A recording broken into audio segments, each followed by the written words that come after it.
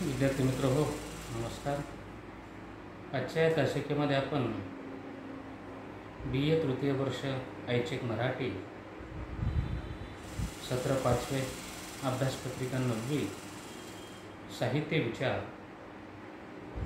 यातील घटक क्रमांक 1 साहित्याचे स्वरूप आणि त्यातील जो एक महत्त्वाचा भाग आहे तो म्हणजे साहित्याची लक्षणे या संदर्भात आपण या मागील काही तासिकेपासून या पूर्वीच्या तासिकेमधून माहिती अभ्यासलेली आहे.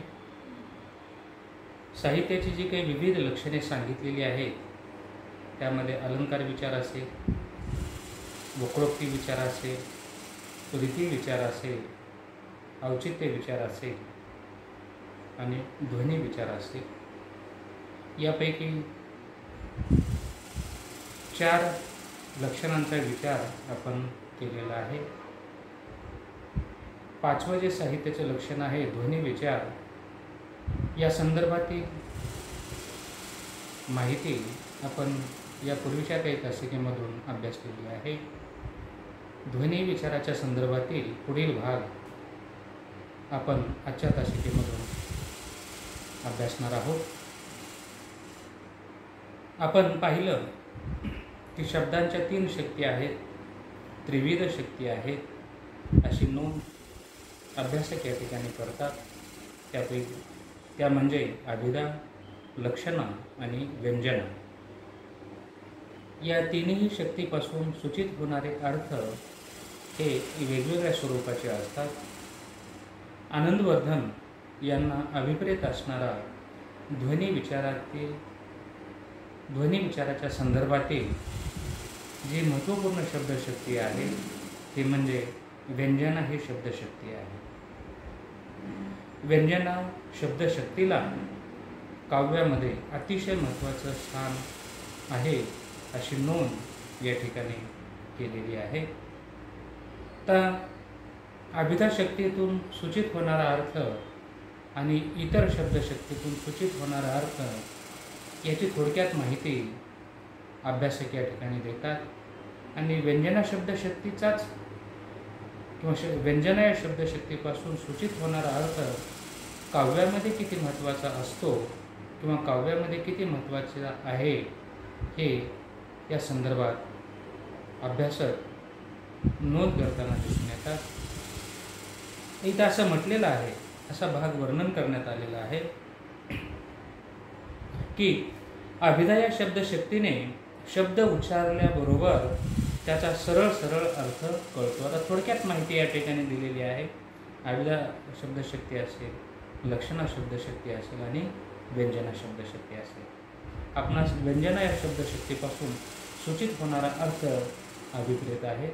पण अभ्यासक या ठिकाणी अभिधा शब्दशक्ती, लक्षणा शब्दशक्ती आणि व्यंजना शब्दशक्ती या तिन्ही शब्दशक्तीपासून सूचित होणारा अर्थ आणि त्याचं उदाहरण या ठिकाणी देतात आणि त्यामुळे अभिप्रेत असणारा जो अर्थ आहे हा व्यंजना शब्दशक्तीपासूनच कसा सूचित होतो हे या ठिकाणी अभ्यासक समजावून सांगण्याचा प्रयत्न करतात. पुस्तकामध्ये अशी नोंद इथे करण्यात आलेली आहे. तर शब्दांची जी पहिली शक्ती आहे ती म्हणजे अभिधा ही शब्दशक्ती होय. म्हणून अभिधा या शब्दशक्तीपासून किंवा अभिधा या शब्दशक्तीने एखादा शब्द उच्चारल्याबरोबर त्याचा सरळ अर्थ कळतो आणि असा सरळ जो अर्थ कळतो त्या शब्दशक्तीपासून सूचित होणारा जो अर्थ आहे ज्यामुळे सरळ त्याचा अर्थ कळतो ती शब्दशक्ती म्हणजे अभिधा ही शब्दशक्ती आहे. आणि आपण पाहिलं की अभिधा या शब्दशक्तीपासून सूचित होणारा अर्थ हा वाच्यार्थ असतो. म्हणजे शब्द उच्चारला की आपण सूचित होणारा अर्थ हा आपल्याला सरळ नजरेसमोर या ठिकाणी प्रकट होतो किंवा दिसून येतो. आता या ठिकाणी उदाहरण दिलेलं आहे. अभिधा या शब्दशक्तीने शब्द उच्चारल्याबरोबर त्याचा सरळ अर्थ कळतो.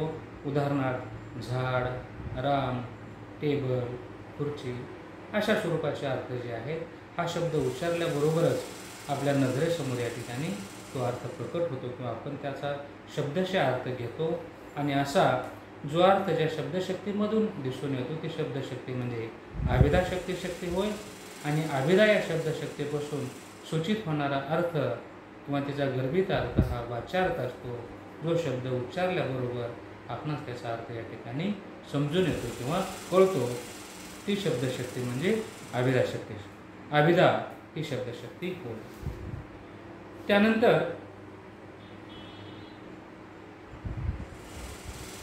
उदाहरणार्थ झाड, राम इत्यादी शब्दांचा उच्चार केल्यास आपणास त्याचा सरळ अर्थ कळतो. हे झालं अभिधा शब्दशक्तीच्या बाबतीमध्ये. त्यानंतर पुढे असं वर्णन केलेलं आहे किंवा असं उल्लेख करण्यात आलेला आहे की कधी कधी शब्दाचा किंवा वाक्याचा सरळ अर्थ घेतल्यास तो योग्य ठरत नाही. तर काही वाक्य असे आपण उच्चारले जातात की त्याचा जर आपण सरळ अर्थ जर घेतला तर तो त्या या ठिकाणी संयुक्तिक किंवा योग्य वाटत नाही. उदाहरणही या ठिकाणी दिलेलं आहे. उदाहरणार्थ दारावरून हत्ती गेला. आता याचा जर आपण सरळ अर्थ जर घेतला किंवा शब्दशः जर अर्थ घेतला तर त्याचा अर्थ दारावरून हत्ती गेला. तर दारावरून हत्ती कसा जाऊ शकेल? म्हणून जो अभिप्रेत असणारा अर्थ आहे तो या शब्दशक्तीतून येऊ शकत नाही. तर त्याचा वेगळा असा अर्थ घ्यावा लागतो. त्याचा आपण लक्ष्यार्थ समजून घ्यावा लागतो. तो लक्षणा या शब्दशक्तीच्या माध्यमातून आपण समजून घेऊ शकतो. आणि लक्षणा या शब्दशक्तीपासून सूचित होणारा जो अर्थ असतो त्याला लक्ष्यार्थ असं म्हटलं जातं. म्हणून कधी कधी शब्दांचा किंवा वाक्याचा सरळ अर्थ घेतल्यास तो योग्य ठरत नाही. इथे उदाहरण जे दिलेलं आहे की दारावरून हत्ती गेला, त्याचा शब्दशः अर्थ जर आपण घेतला तर दारावरून हत्ती जाऊ शकत नाही. तर त्याचा अर्थ आपणास लक्ष्यार्थाने समजून घ्यावा लागतो आणि तो अशा स्वरूपाचा की दारासमोरून हत्ती गेला, दारावरून नाही तर दाराच्या समोरून हत्ती गेला असा त्याचा अर्थ या ठिकाणी घ्यावा लागतो. कधी कधी शब्दाचा किंवा वाक्याचा सरळ अर्थ घेतल्यास तो योग्य ठरत नाही. उदाहरणार्थ दारावरून हत्ती गेला या वाक्याचा सरळ अर्थ आपण घेत नाही तर त्याचा अर्थ दाराच्या समोरून हत्ती गेला असा घेत असतो. असा अर्थ शब्दाच्या ज्या शक्तीच्या योगाने लक्षात येतो ती शब्दशक्ती म्हणजे लक्षणा होय. आपण दोन्हीही उदाहरण पाहिलेली आहेत. दोन शब्दशक्ती या ठिकाणी पाहिलेली आहेत. एक म्हणजे अभिधा आणि दुसरी म्हणजे लक्षणा. अभिधा या शब्दशक्तीपासून सूचित होणारा अर्थ हा सरळ असतो. म्हणजे नाव उच्चारल्याबरोबर ती वस्तू आपल्या डोळ्यासमोर उभी राहू शकते. झाड असेल, टेबल असेल, खुर्ची असेल किंवा एखाद्या व्यक्तीचं नाव असेल अशा पद्धतीने. आणि काही वेळा आपण शब्दशः जर त्याचा अर्थ घेतला किंवा सरळ जर अर्थ घेतला तर तो योग्य ठरत नाही. याचंही उदाहरण पाहिलेलं आहे. तो म्हणजे लक्ष्यार्थ, लक्षणा या शब्दशक्तीचा दारावरून हत्ती गेला याचा जर आपण सरळ अर्थ घेतला तर तो योग्य ठरू शकत नाही. म्हणून त्या वाक्याचा अर्थ लक्षात घ्यायचा असेल तर तो लक्षणा या शब्दशक्तीच्या द्वारे आपण समजून घ्यावा लागतो. म्हणून दारावरून हत्ती गेला म्हणण्यापेक्षा त्याचा अर्थ दारासमोरून हत्ती गेला अशा स्वरूपाचा अर्थ आपणास अभिप्रेत आहे. आणि हा अर्थ लक्षणा या शब्दशक्तीच्या माध्यमातून सूचित होतो. आणि लक्षणा या शब्दशक्तीपासून सूचित होणारा जो अर्थ आहे तो लक्ष्यार्थ आहे असा अभ्यासक या ठिकाणी असा लक्ष्यार्थ घेत असताना त्याचा मुख्यार्थाशी संबंधही असतो. कधी कधी एखादे वाक्य उच्चारल्यावर त्याच्या अर्थाच्या अनेक छटा निर्माण होतात. अशा अनेक अर्थ सूचित करणाऱ्या शब्दशक्तीला व्यंजना शब्दशक्ती असे म्हणतात. आता आपण दोन्ही शब्दशक्तीची उदाहरणे पाहिलेली आहेत. पण इथे व्यंजना या शब्दशक्तीच्या संदर्भामध्ये माहिती देत असताना किंवा माहिती सांगत असताना अभ्यासक या ठिकाणी अशी नोंद घेतात की काही वेळा किंवा कधी एखादे वाक्य उच्चारल्याबरोबर त्याच्या अर्थाच्या अनेक छटा निर्माण होत असताना दिसतात किंवा अनेक छटा निर्माण होतात. आणि अशा वेळी अशा अनेक अर्थ सूचित करणाऱ्या शब्दशक्तीला व्यंजना शक्ती असं म्हटलं जातं. की एखादा शब्द उच्चारल्याबरोबर त्यातून अर्थाच्या अनेक छटा निर्माण होऊ शकतात. म्हणजे जो व्यक्ती ते वाक्य ऐकेल त्यावेळी तो आपल्या स्वतःच्या नुसार अर्थ त्याचा लावू शकतो किंवा तो स्वतःला अभिप्रेत असणारा अर्थ त्या ठिकाणी स्वतःला तो त्या ठिकाणी अर्थ लावून घेत असतो. आणि अशा अनेक अर्थ सूचित करणाऱ्या शब्दशक्तीला व्यंजना शब्दशक्ती म्हटलेलं आहे. जे अनेक अर्थ सूचित होतात त्या अनेक अर्थ सूचित करणाऱ्या शब्दशक्तीला व्यंजना शब्दशक्ती असं म्हटलेलं आहे. आणि व्यंजना या शब्दाचा अर्थ इथे सूचना असा दिलेला आहे. या शब्दशक्तीने सूचित होणारा अर्थ व्यंगार्थ आहे. आपण पाहिलेलं आहे की अभिधा या शब्दशक्तीच्या लक्षणा आणि व्यंजना शब्दशक्तीपासून सूचित होणारे जे अर्थ आहेत तेही आपण पाहिलेले आहेत. आणि व्यंजना शब्दशक्तीपासून जो सूचित होणारा जो अर्थ असतो त्यालाच व्यंगार्थ म्हटलं जातं किंवा त्याला ध्वन्यार्थ असं म्हटलं जातं. असे अभ्यासक इथे नोंद घेतात. ललित साहित्य हे व्यंगार्थ प्रधान असते. म्हणून ललित साहित्य जे आहे हे ललित साहित्य व्यंगार्थ प्रधान असते.